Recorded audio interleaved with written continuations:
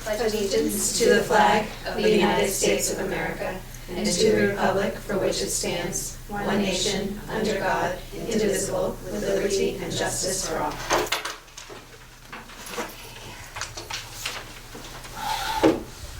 you. So first on our agenda this evening, we have our approval of minutes from November 2nd, regular session. Do I have a motion to approve? So moved. Is there a second? Any discussion? All in favor? Okay. And then we have the financial report. Not much to report, except for the central office budget was approved at the joint school committee meeting on November 29th. Fiscal 25 budget packets were mailed the week before Christmas for January meeting presentation, so that starts the next fiscal year, starting January. You'll go line by line and then have the meetings after for approval.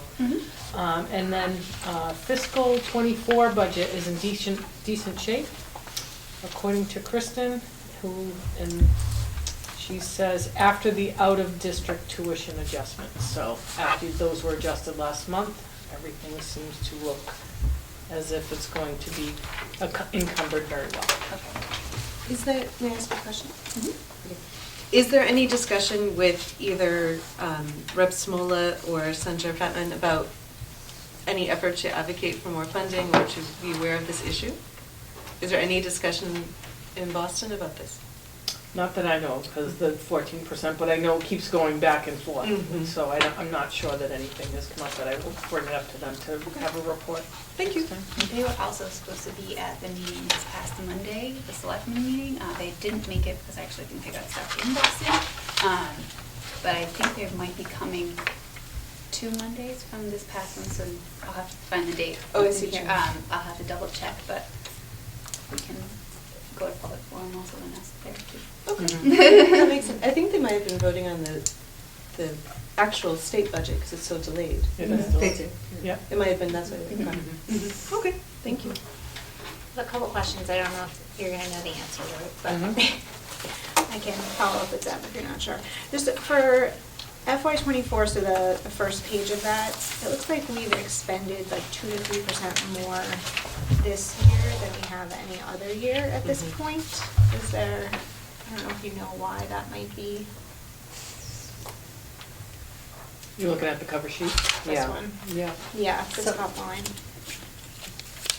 It could be many reasons. I mean, could be utilities when those bills come in versus it's certainly not tuition because you've been dealing with that all along. Could be anything. And I'm not sure totally how funding for emergency and shelter is being applied. We Right. will get reimbursed for that, as, you know, there Oh, is money that's that okay. is coming that may be indicated there. But when you look through line by line, a lot of it seems to actually be more about personnel and labor. And any expenses due to the migrant children, there is a delay and you're entitled to 104 per child per day or something. But is there perhaps something to consider for future fiscal years about just Well, personnel would expenditures? definitely be the unsheltered. We did hire new staff just to. And yeah, increase people's hours. Increase change- people's change- hours. change Increase the people's- person's okay, that would- Yeah, position. so that would make Yeah. sense. Okay. Yep. And we haven't gotten reimbursed for that Right. yet Yeah, I don't either. know when that's coming. But Great. And then, looking at the guidance testing line, it looks like we've more than used our allotment. Do we anticipate any additional expenses this year? No, well, the cost of Review 360 and STAR testing went up, where am I? It's, Oh, right here, I see it. Yeah, Yeah. 120. Yeah, so there was some price increases there, and that would be reflected in the FY25 budget when we go. Okay, but that's paid at this point, there's no additional payment for spring testing or Correct. anything like Correct. that? It's Okay. an annual cost, yeah. Okay, perfect. And then looking at training salaries for bus drivers, is that number just increasing because we're hopefully hiring and training more people? It's quite high. There's actually, I think there's at least one individual in the queue for Sturbridge Transport. I don't know about Union 61, but there's definitely one person in the queue for. There's also stipulation in their contract about, I don't recall offhand, off the top of my head what it was, but a significant increase, I believe, in the training compensation. Mhm. And when we did When we did the budget, Yeah. or Yeah. the negotiation. Mhm. Okay, okay. And last question I have is just that, on the special ed page, last section, we have about $95,000 that we're over. Are we intending to use rural aid Yes. to pay that? Yes, Okay. that would be very typical. Yeah. Great. Thank you. Mary, do you have any other questions? I'm all good, thank you. Okay, moving on to communications, we have, well, web running communications? There are no. Yeah, no. So we go on to Principal Kelly. So, very busy, busy time of year, as you all know. Just starting with enrollment, we are at 907 with an additional 11 students coming in by tuition through the other Union 61 schools. Recognitions, I'd like to thank Tara Fury, Mary Zamba, Lydia Lucas, and the House of Destiny for offering 30 Burgess families Thanksgiving dinners. Thank you to the entire Burgess staff for hosting an open house and parent-teacher conferences for the emergency unsheltered families on Wednesday, November 29th. And a particular thank you to Sarah Micklack for all of her hard work in organizing the event. And this is something we need to do an acceptance of. But Burgess is currently hosting an after-school STEM program on Wednesdays with funding from the United Way. We are very grateful for the $26,000 grant from the United Way to support the program. So looking just for acceptance of that money. Additionally, the Burgess After School Enrichment Program is currently being held on Tuesdays and Thursdays, and I just want to thank Bethany Wolfing for coordinating the STEM program and Tammy Edmonds for coordinating the after-school enrichment program. We held parent-teacher conferences on Tuesday, November 14th and Wednesday, November 15th, and report cards will be issued tomorrow, and you will be able to view them through the security portal. We're anticipating that things are going to go very smoothly, but with, over 900 report cards and many duplicates for families, in different situations, that, there may be some hiccups on our first round, but we will be ready to address that. Zach Soderberg has been wonderful in organizing that. We will be sending out an email tomorrow with all of the directions on how to get in, so we're hopeful that things are going to go well. The other thing to note is this year, our 6th grade students will be receiving letter grades in addition to standards and math and reading, just math and reading. So our hope is to better prepare students for the transition to junior high and understanding averaged grades and things like that. But so it's a hybrid report card, so it'll be standards-based as well as having grading. Professional development, and Jody, feel free to chime in on this. Several of our Union 61 teachers participating in the Bridges Math Pilot Program visited Stafford, Connecticut this past Monday to view the implementation and consult with some of the teachers there.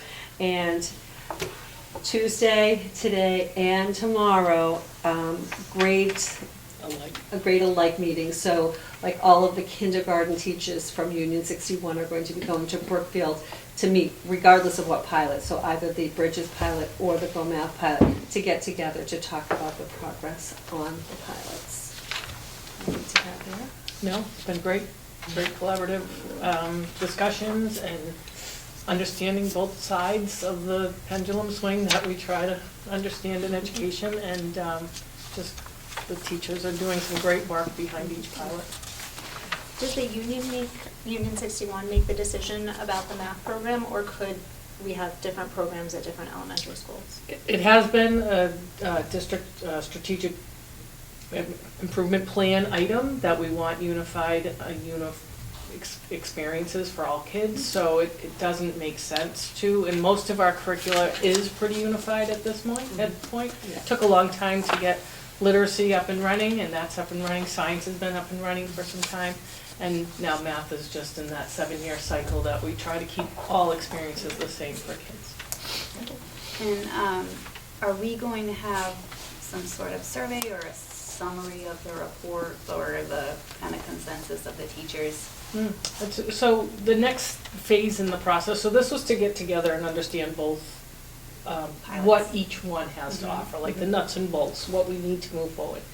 The next step would be, again, to continue on with the pilot until after benchmark assessments, so we can see what's happening with student assessment, and then have a final evaluation. We have a district-wide survey that goes to all teachers. Okay. I'm actually going to put in something for all students, or at least not all students, let's just say fifth grade.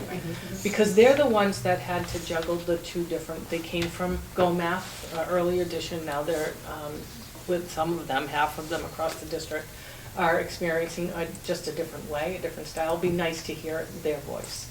So we'll put some kind of Google form together for kids to, so I've been in the classrooms quite a bit to see what's going on across all grade levels, but we'll need to see student voice. So, I mean, I don't know, Deb will decide, do we want to send that out beginning of February, like before February vacation, or does it make sense after February vacation? And then be able to come up with a decision sometime in March, so that we can order materials, then put a plan in place for teachers who are not implementing the pilot that we choose, right? Because we got to put that in place, talk to the administration, what makes sense for the end of the year. Thank you.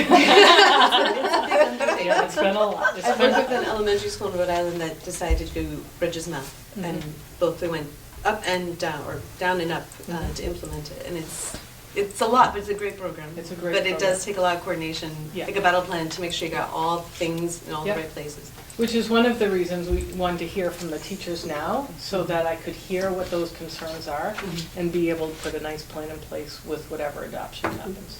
Yeah.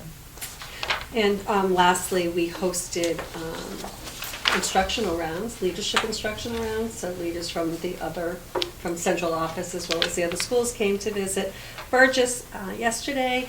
The focus of our rounds was on scaffolding, and we saw some great teaching and learning, so very thankful to the staff for letting us in.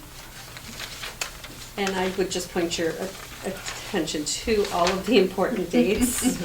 Burgess is just Yeah. very Busy. busy at this time of the year. We have our concert schedule, our band and chorus concert is next Thursday, and then the following week we have our first through fourth grade daytime concerts.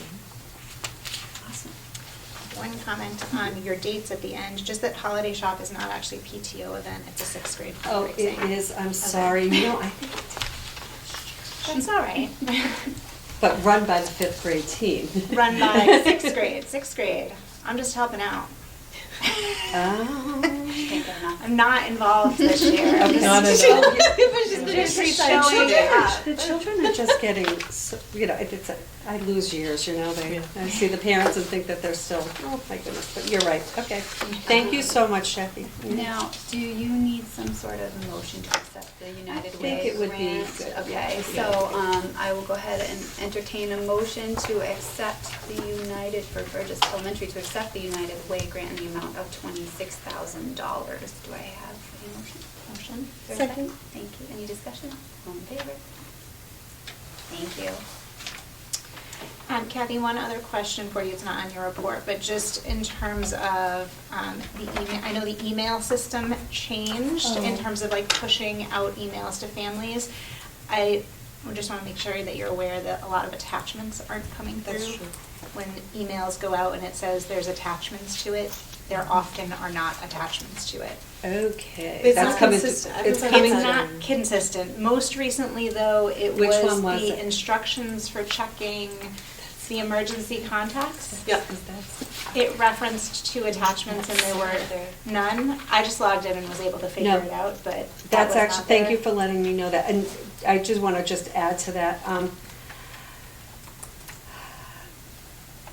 We are struggling a little bit with having people enter multiple contacts. Like we have there's probably 170 children who only have one contact. And my worry about that is if we can't get a hold of that contact and something were to happen, we would have no way of getting a hold of somebody else. So we just really encourage people to get in and put in some other contacts. For what it's worth, and if it's helpful, My father's moved to Sturbridge, and I put him down as a backup. Mhm. He somehow listed all three of my children in 3 buildings as the father, which my father's like, "Whoa, that's weird." But it's fixable, I'm sure. I just haven't figured out where, because I clearly did not put him down as such. And something is just crossing, I'm sure. Jared doesn't exist. It's,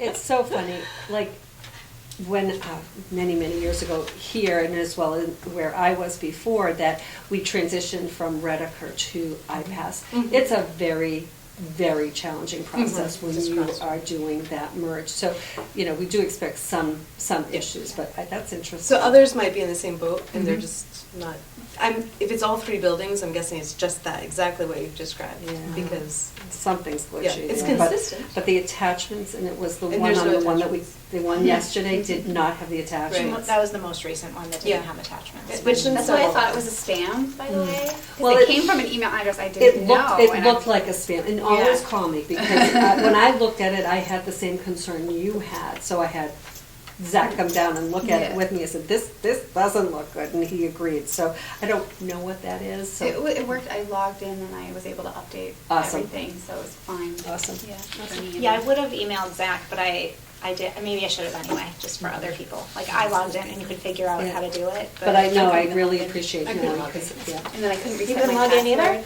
Not No. when I'll try again today. I had to email him and he reset it. I didn't try very hard. Nonetheless. Just saying, it was not Truth be top told. list. But thank you, always let us know, Somebody- thank you, we greatly appreciate that. Mhm. Is there anything else for Principal Pellet? No?